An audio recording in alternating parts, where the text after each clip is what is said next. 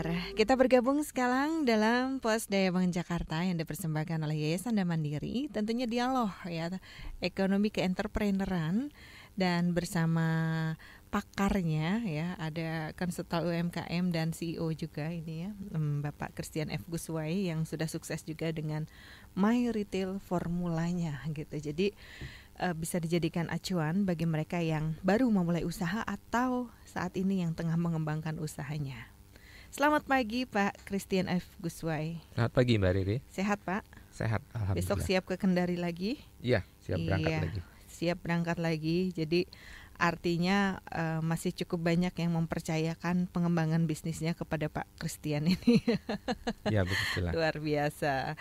Kita juga kedatangan tamu hari ini Pak Christian. Ini Ibu Titin Hartini Rahman. Oh, dan Pak Rahman Wibowo. Ibu Titin selamat pagi, agak dekat Bu. Iya, juga Pak Rahman. Gimana Pak?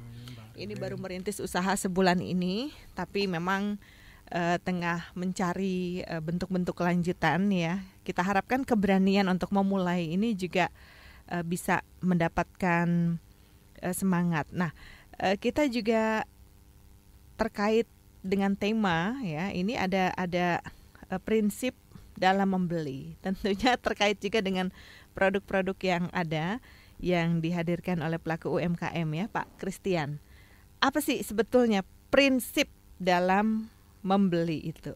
Ya, Mbak Riri, apapun yang akan kita lakukan ya, umpamanya pelaku bisnis, apakah dia membeli bahan baku yang nantinya akan diproduksi menjadi bahan baku produksi, atau kita membeli untuk dijual kembali, seperti retail lakukan itu kan, mereka membeli dalam jumlah besar, lantas nanti akan menjual kembali, makanya mereka dibilang pengecer atau menjual kembali dalam bentuk eceran, atau dalam keseharian kita.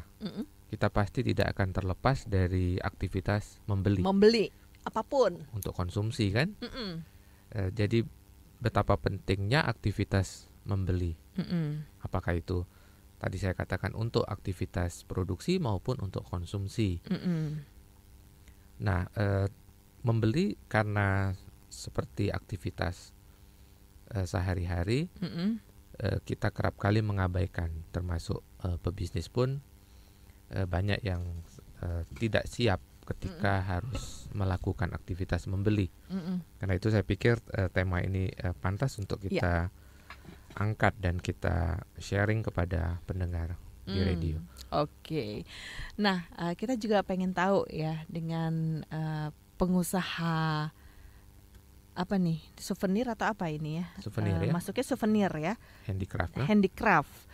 Bapak, ini souvenirnya dari mana asalnya sebenarnya nih? Asalnya dari Bali. Bali, benar-benar Bali ya? Yeah. Yang dipilih kenapa gambar leak gitu ya? Tema Bali itu karena untuk tujuannya melestarikan Indonesia gitu ke mancanegara juga, gitu. Karena orang mancanegara lebih mengenal Bali. Gitu. Iya. Oke. Biar mengenal gitu ya. Nah ini apakah produk ini dibuat juga di Balinya? Artinya dipasarkan juga di sana? Oh tidak, belum. Tetapi dipasarkannya malah di Jakarta. Iya. Ada maksud dan tujuan mungkin, atau sudah seberapa banyak sekarang yang berminat juga dengan produk ini? Ya kalau di Jakarta itu karena emang sayanya juga di Jakarta gitu.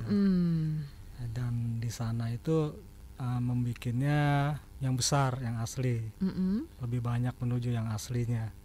Sedangkan di Jakarta ini kan yang asli itu dia agak seram gitu. Kalau ini kan handicraft ini jadinya lebih unik aja, biar orang Jakarta juga tahu, oh ini kerajinan Bali, ini leak Bali, barong Bali gitu. Oke. Nah, Pak Christian, mungkin sekelumit melihat produk ini ya, yang baru saja sebulan. Ada masukan apa ini, Pak? Ya, saya melihat dari beberapa sisi. Umpamanya buat Bapak sendiri kan, ketika memproduksi ini pasti membutuhkan bahan baku. Dan dari bahan baku itulah Bapak membuat produk ini. Nah, disinilah kita melihat pilihan dari bahan baku yang Bapak beli. Seperti tadi ketika kita berbincang-bincang, kita bisa memberi masukan, contohnya dari bahan baku yang dipakai akan menentukan tampilan dari produk yang dihasilkan. Iya. Berarti ketika kita melakukan aktivitas pembelian tersebut, kita akan diharuskan mencari bahan baku yang paling pas untuk wajah produk kita. Nah, kalau umpama kita lanjutkan, kan tujuan dari Bapak dan Ibu memproduksi ini untuk dijual kembali.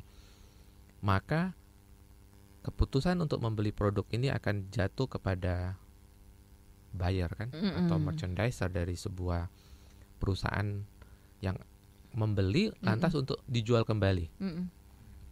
Nah, disinilah akan mulai tahapan dari keputusan membeli tersebut. Umpama saya adalah buyer atau merchandiser yang ditugaskan untuk mencari produk souvenir, maka saya akan melakukan yang disebut dengan sourcing atau pencarian sumber produk. Bisa saja saya bertemu Bapak karena yang saya cari souvenir, lantas saya bertemu Bapak. Pada saat itulah saya akan menilai apakah produk ini memenuhi syarat dari yang saya cari. Kalau saya ditugaskan mencari souvenir, saya akan melakukan seleksi kan terhadap pemasoknya. Apakah produk yang Bapak hasilkan ini sesuai dengan yang saya cari. Nah, pada saat itulah dalam aktivitas menyaring pemasok tersebut, tentu seorang buyer tentu harusnya memiliki kriteria. Kriteria itu mulai dari desainnya, kemudian dari kualitas, kemudian juga dari harga. Apakah harga ini sebanding dengan kualitas yang ditawarkan. Jadi memang disitulah peran seorang bagian pembelian adalah meriksa apakah produk ini layak untuk dimasukkan sebagai sumber yang akan saya beli, begitu kan. Dan seperti tadi kita lihat bahwa produk itu ujung-ujungnya akan terkait dengan harganya. Maka itu kan apakah produk yang kita hasilkan ini sepadan dengan harga yang mau kita tetapkan. Oke, listener, pastinya Pak Christian ini juga karena sudah melanglang buana ke mana-mana ya, baik dalam negeri ataupun luar, dan melihat begitu banyak ya beragam souvenir yang dihadirkan, termasuk produk-produk yang diunggulkan begitu. Artinya kelemahan produk kita, keunggulan produk kita ini juga sudah melekat ya Pak Christian ya, termasuk pelayanan. Jadi kalau kita mau membeli pasti ada kriteria-kriteria tertentu ya sebelum kita memutuskan untuk merogoh kocek kita gitu. Oke, listener 0815 1034 1034 dan 791 90413 untuk Anda. Kami persilahkan.